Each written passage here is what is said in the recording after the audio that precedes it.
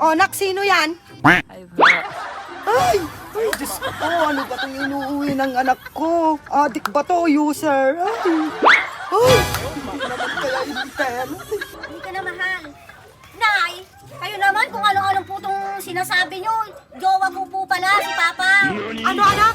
Lumayo ka nga dyan sa kanya. Hindi ko maintindihan yung mukha niya kung ano. Lalo na hindi mo pa sinusot yung brace mo, anak. Baka mapasama ka pa dun sa master list.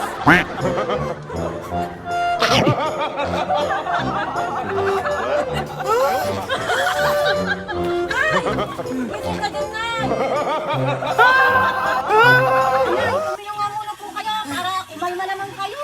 Lele, ilayo mo to sa akin. Siya mampapatay sa akin to. Ano ka ba naman, Nay? Kalma lang.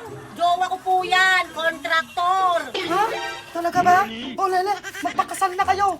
Hindi mo naman kasi sinabi, Lele, na kontraktor siya at engineer. Tingnan mo nga, Lele, ang cute-cute niya. Para siya yung paping aso.